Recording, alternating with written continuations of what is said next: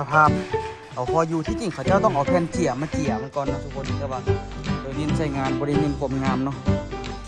น้องอูนี่อยากให้น้องอูเต้นติ๊กต็อกเป็นเลยอยากให้เจ้าเต้นติ๊กต็อกเป็นไปเฮียนเต้นแต่ก่อนที่ลงคอร์สไปที่ทำเฮียแล้วก็เจ้าเฮียเราไปกันเลยสบายดีทุกคนสบายดีตอนเศร้านะทุกคนเศร้าวันนี้กะ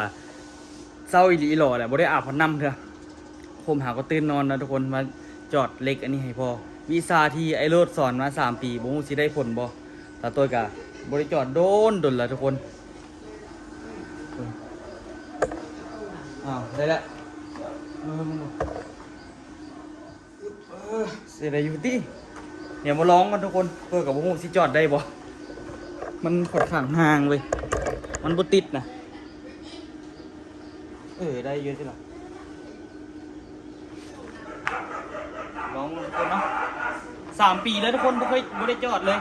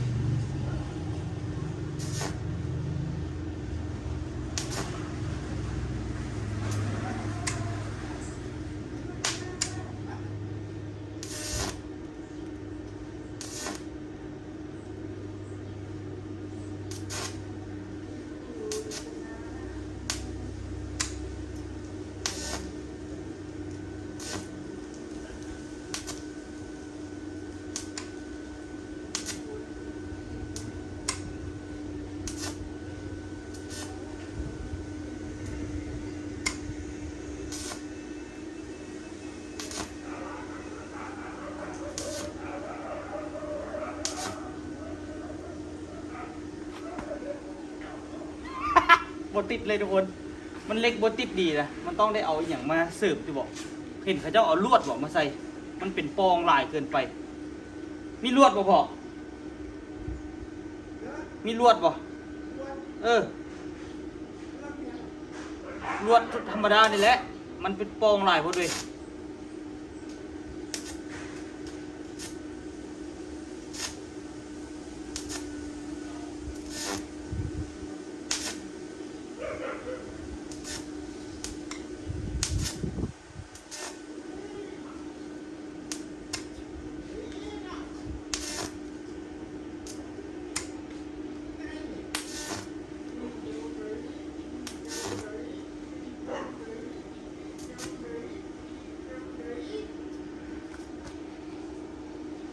เริ่มติดละ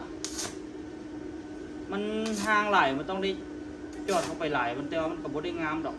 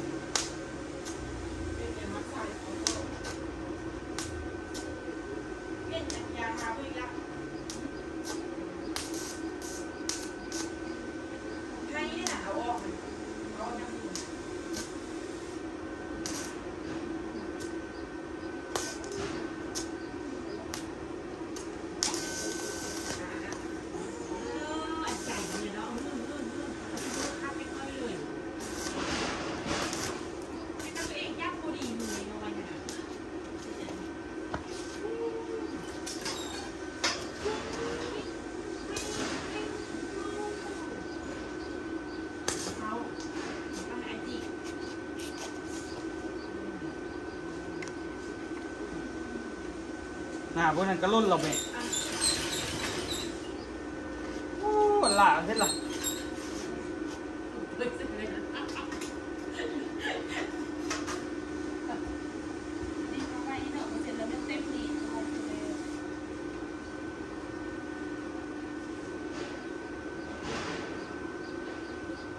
พ่ออยู่กับพ่อเนาะโมเดลงามเนาะ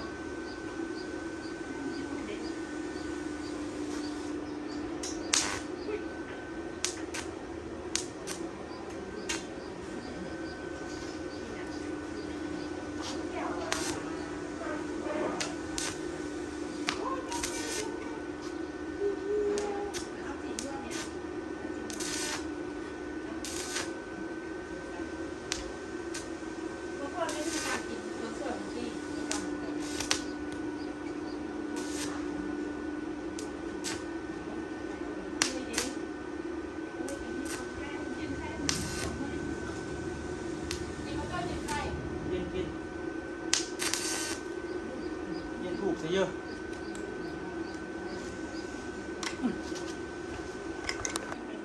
เฮ็ดแต่เด็กเฮ็ดพ่ออยู่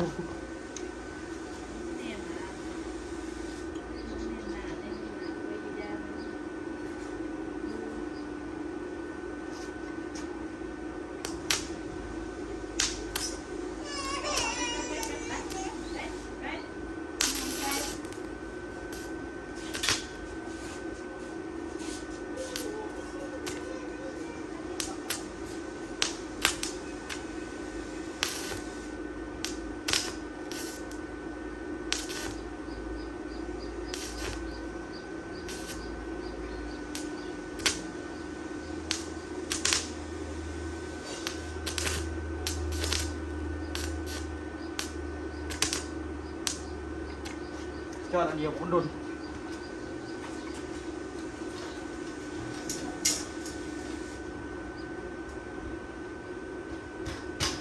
นี่เนาะเขาเอิ้นว่าความชำนาญเป็นบ่เป็นเนาะ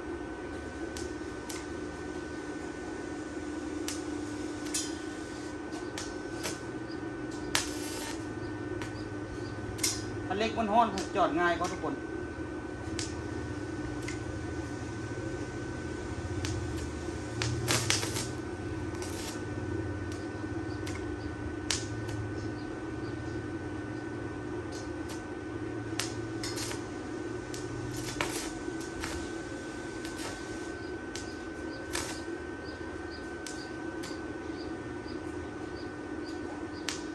ก็งงเลยเป็นอย่างมันคือโบแจ๊ดแจ๊ดเลยวะ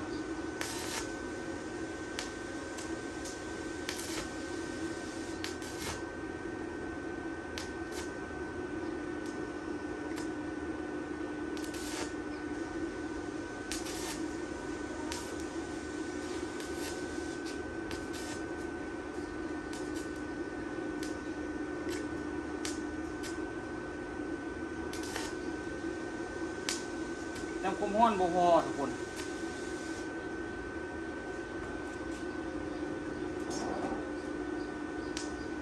เป็นน้ำความร้อนบ่พอก่อนเลยจริงไหม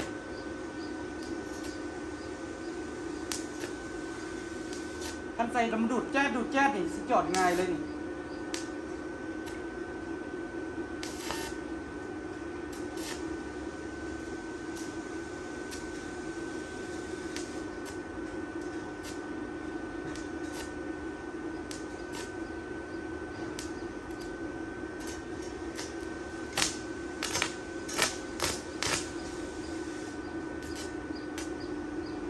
เห็นบ่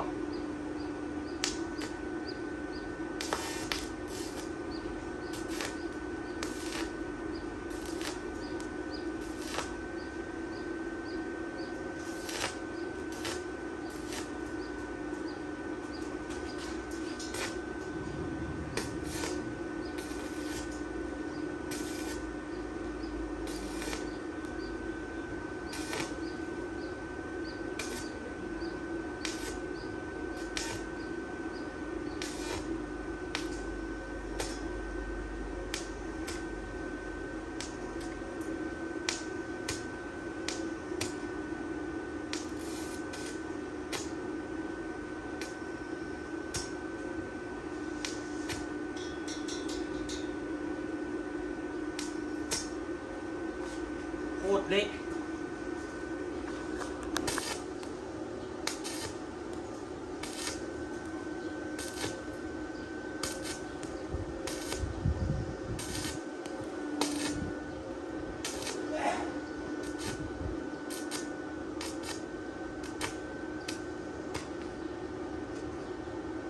ง่ายที่ตายปะนี่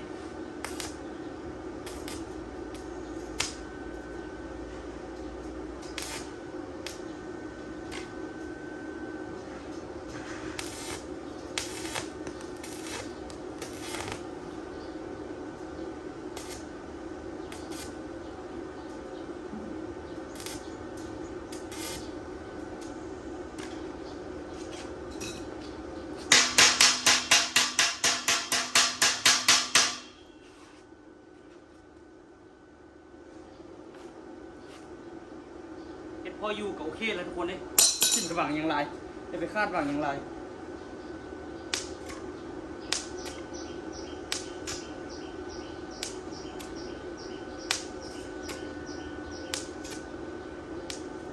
ทีนี้เขาเจ้าเฮ็ดตอนนี้เราเขาเจ้าเอาอย่างเป็นเจียว่าเป็นจริงสิครับนี่มันโบแจ๊ดๆนะ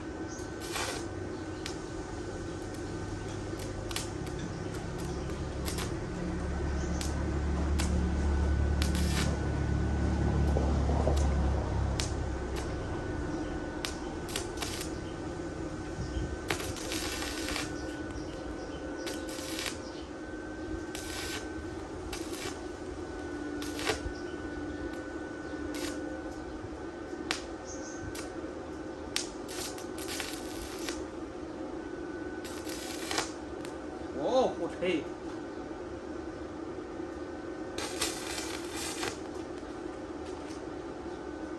ทางนี้เขาเจ้าบริจอดเลยก็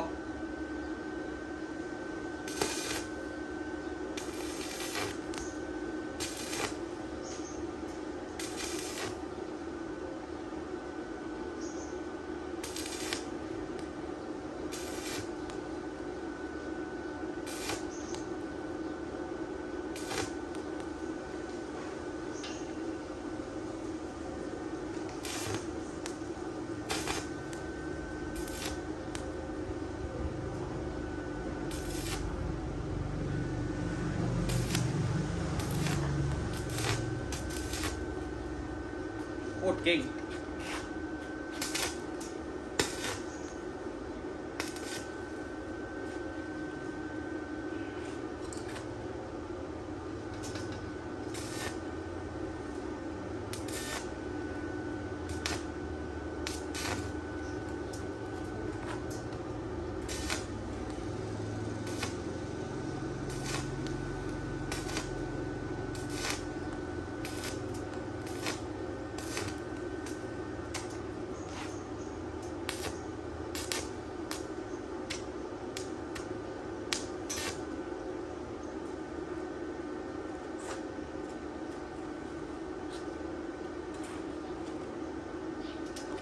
เอาตัวนี้คืนก่อนเก็บงานตัวนี้คืนก่อนเมื่อกี้นี่มันนั้นโพดบ่อยากอยู่ดีปะได้เนาะ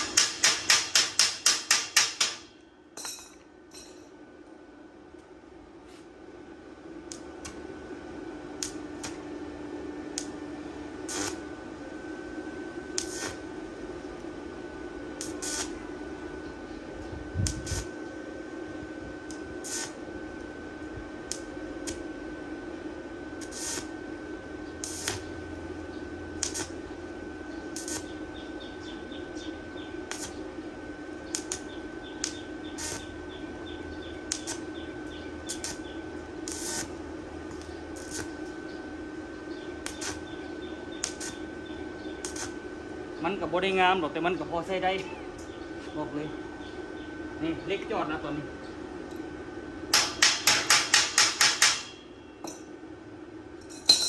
พอใช้ได้ก็โอเคละไม่ต้องอยู่หลามาเฮ้าอย่างไรหรอก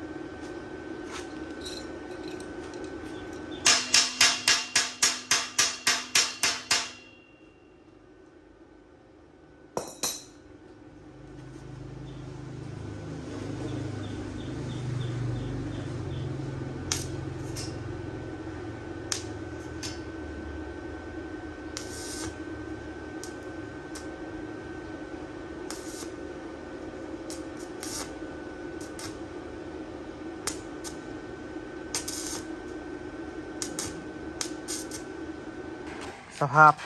เอาพออยู่ที่จริงเขาเจ้าต้องเอาแผ่นเจียมาเจียมันก่อนนะทุกคนแต่ว่าตัวนี้ใส่งานบริเน้นความงามเนาะนี่เอาแผ่นเจียมาเจียเรียบๆงามๆเดี๋ยวว่ายามันเถอะทุกคนดิคะแนนมันอยู่กับพอละตาเครื่องได้กับพอละ อันตาเครื่องซื่อๆเนาะบริเฮ็ดนะตัวกับบริเป็นผู้เชี่ยวชาญอย่างเนาะทุกคนแต่ว่า3 ปีละเคยจอดตังน้ำไอโรดกับตังน้อยเดียวดอกแต่มันก็งามบอกกับบได้งามคือกันตังกันได้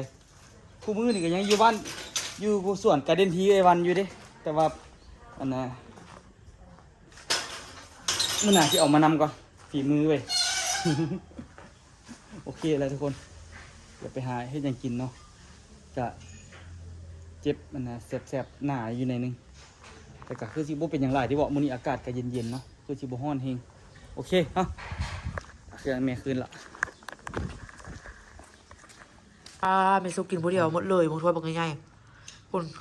เจ็บอันเจ็บเขียวซาวเลย ซ้ เจ็บอาหารเศร้ามันนี่กินใคร ำมาสุดเลย เอาบ่วงเด็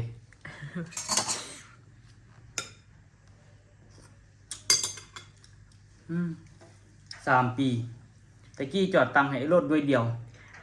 บุมันจอดให้รถหรอกยันจอดซื่อ ผู้ซื้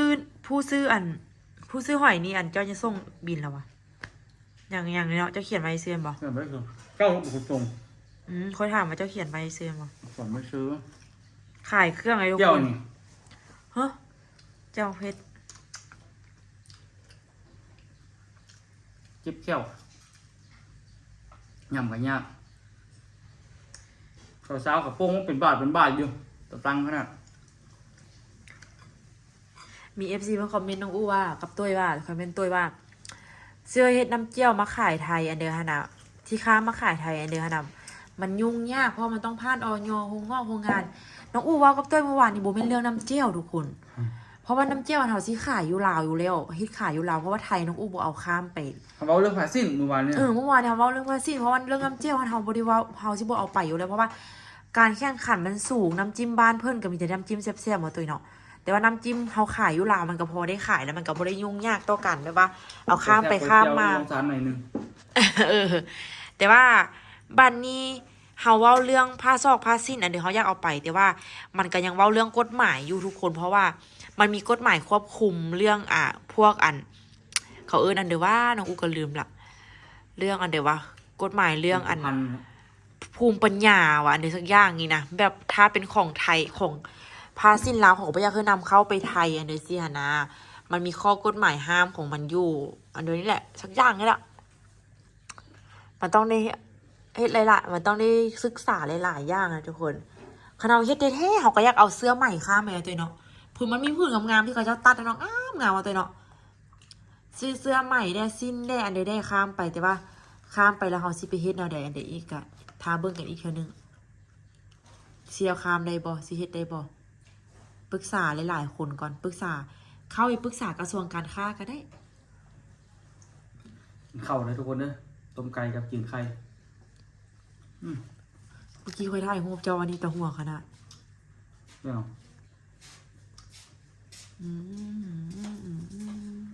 แกงไปกินเลย นี่ ใช่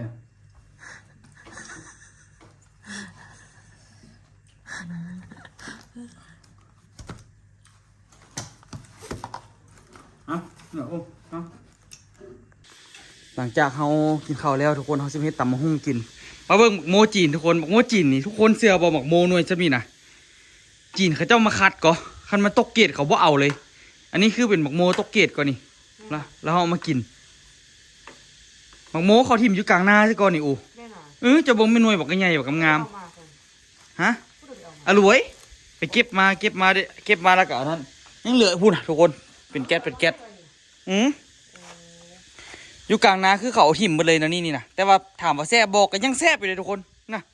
บักแดงบักก็ดีเขาเจ้ายาเขาเจ้าโบธรรมดา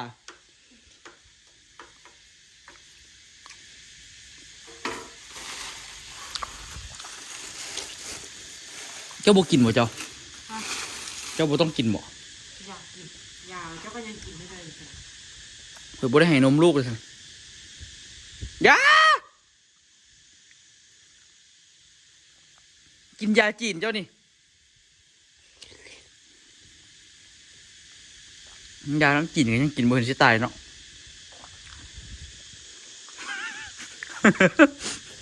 มันก็ไม่เห็นจะแซ่บกินอะไรเองนะกิน จางเนาะ จางแซ่บ แดงละล่าแต่จางเขาเจ้าเฮ็ดสีมันคล้ายๆสีเล่งแดงวันนี้แต่จางเฉพาะอะไรมันตกเกตเขาบอกกินเดี๋ยวเขาเอามากิน ตำพุ่งอ่ะ หย่านั่นหย่ายอดคนโคตรพิเศษเลยยอดปุ๊บเซาปั๊บเลยแสบตา ธรรมดาได้เมืองบ้านมือเลยขาเบี่ยงมืออ่ะ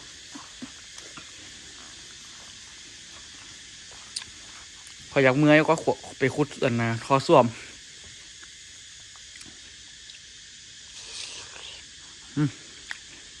หิมหย่าอะไรพวกบุกินหรอกไปเอาตู้เย็นให้บุกินล่ะ ชุบเลย ตอนนี้มาตำมะฮุงกับมาทอดซีดนะทุกคนเสื้อบ่ว่าอันนะที่เฮาอันนะเอาเฮากินข้าวนึงกินอีกละสินะโบแมนแต่ทุกคนเขานอนรับได้ตื่นนึงละ ตอนนี้นี่ข้าวสวยเขายังบ่ได้กินซะตอนนี้เขาบ่ายสามละ เพราะว่าเขาพาไปเรียกกันเลย นอนแล้วถ้าไปเวียกตอนแรงเนี่ย ตอนแรงอะ แมนมีนัดตอนแรงเนี่ยแล้วก็เขาเมื่อยเนี่ยทุกคน2 มื้อวันนี้เขาแบบโอ้ติดพิลึกขนาด เขาบ่มีเวลาพักผ่อนเลย คลิปกันจนบ่ได้ลงทุกคนได้คือเบิ่ง วลา เมื่อวานนี้โอ้ยสิลงดิบ่หรือบ่ลงคันลงก็บ่มีคนเบิ่งดอกนะมันดึกละ มื้อนี้ แต่ก็เสียดาย พักผ่อนเนาะ เสียดายที่แบบว่าบ่ลงก็เลยว่าลงซะ เมื่อวานนี้ป้าคือสิพักผ่อน ป้า มื้อนี้ สิพักผ่อน มื้อนี้เพิ่นก็คือสิพักผ่อนคือกันหั่นแหละเฮาก็พักผ่อนคือกันเมื่อยแฮง มา พักกันมื้อก็คือสิดี ออโต้นอนสลบเป็ดอยู่ในปุ๊กเอาออโต้กันเลยก่อนเมื่อย อีต้นลูกอยู่ในไปนำไปแท้ไปบ้าง โอ้ยรถเป็ดมันเมื่อยย้อนออกออโต้มันรับปกติอยู่แล้วออโต้อยู่เฮือนมันก็รับอย่าว่ามันเมื่อยเลยหิงเถาะ มันบ่ให้บ่ฮ้องย่าลูกคนเลยแต่หัวก็ได้มันไปน้ำหอนะถึงมันสิเมื่อยมันก็ติดเลยอยู่พอไปเนาะ หม้อจืนไข่โอ้จืนไข่ให้กินเช้านี่บ่ล่างเลย พอแล้ว พ่อกับพ่อต้องกิน2 คนนึง3 คนซะโอ้โหเราสิออกมากินบ่หาเรื่องเจ็บท้องอีกละเอาหยังเอาแล้วไหมมาเล่นกันสิมาฟ้องกันมาโอ้มาต่ำมาหุ้งเลยทุกคนเด้อมื้อนี้ เสิร์ฟมาทั่วเลยบ่ ฮะ เข้ามาทั่วบ่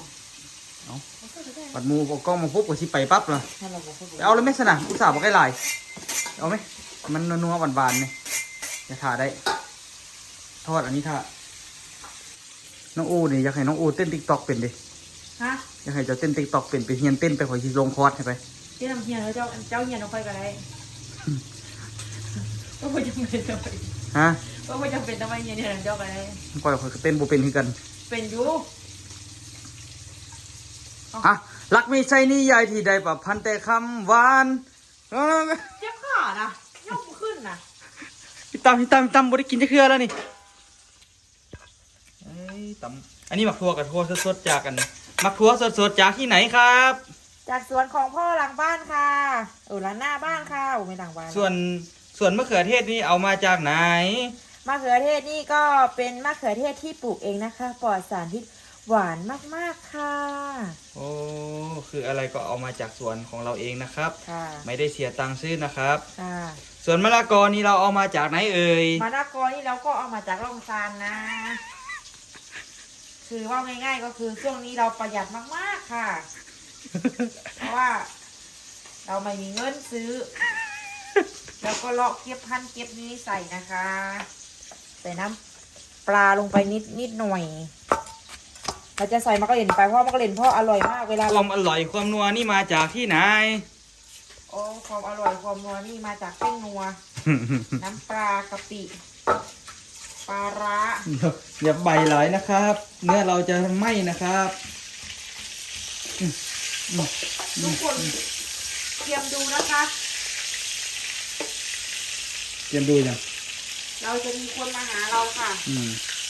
ขอชี้เฮ็ดรายการแสก่อน เนาะแสจะตัวยังเงยเลย แสอันแน่ออนทัวร์พอดีไอ้แน่ที่มาหาทุกคนบางทีช่วงนี้นี่ตัวอาจจะได้โจ๊ะในการเฮ็ดห้านไปก่อนที่ได้ไปใต้น้ำไอ้แน่เนาะไปเดินทางพร้อมกันกับไอ้แน่แต่คนเดียวได้อูบ่ได้ไปนำก็สุดนี่แต่ละที่อาหารตัวกับแต่ที่อาหารตะกี้นี่ที่เป็นอูเนาะได้ไปกว่าเพราะว่าตัวตะกี้กับบ่ได้สนิทไม่แน่ปานใดเดี๋ยวนี้นี่ก็ค่อนข้างว่าไปนำกันดุพูดแล้วเดี๋ยวนี้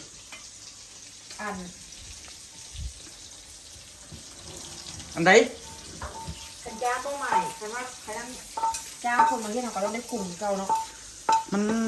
ต่อเสาเนี่ยนะข่อยอยากให้คนเฮ็ดให้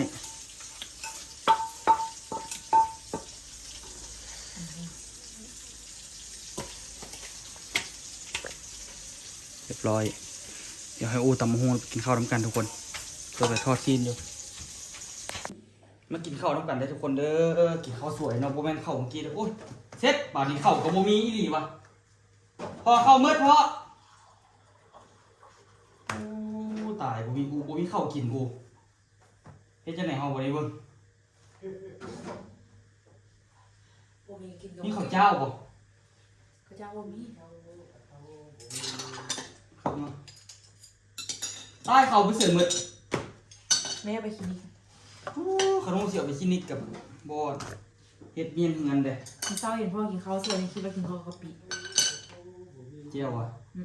ผสมเดี๋ยวขี้เปล่า ก็ไปกินในตู้ในตู้ไปจะกินในตู้ แซวตำหูนี่ก็ได้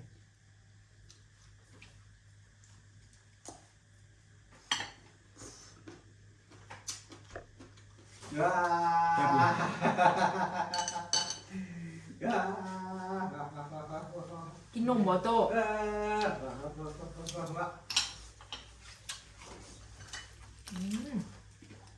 มันกระพัก เห็นไหมเนี่ยไม่รอดเลย แล้วลงมุกเลย เนี่ยกินก็แต่หน่อยก็แต่หน่อยลูกนะเมื่อกี้เนี่ย เจ้าบุญคุณ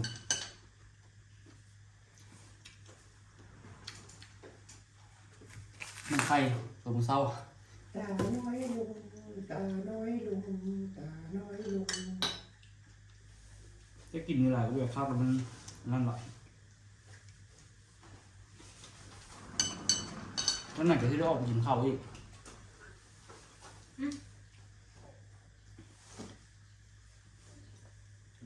จะบอกกินข้าวเหรอโอ้ กิน โอ้ยเรากินนะเอาขนมปังที่ตู้เลยมากินกับตำหู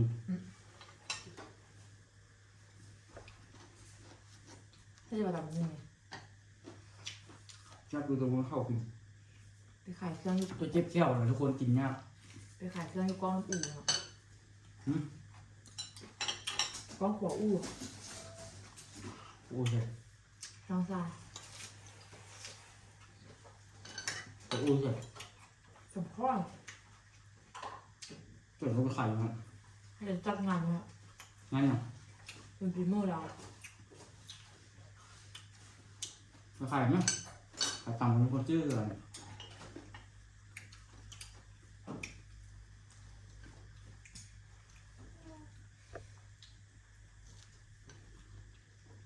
โคก3,000เอาครึ่งหนึง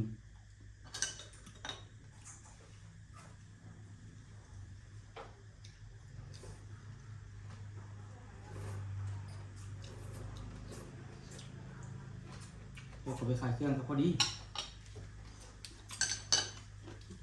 ไปเรียนรู้เขาบ้างไป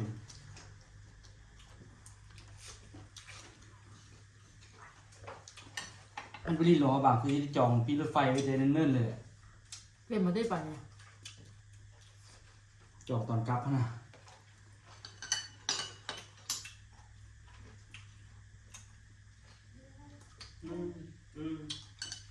กูแล้ว ขนาดช่วงปกติก็ยังมืดแต่เนาะ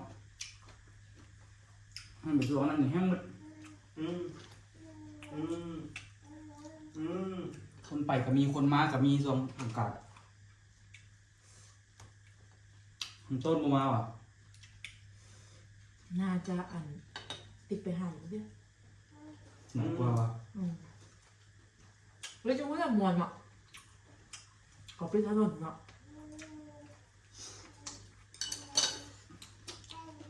มันเข้าอีกว่ะเอามา เอาเนี่ย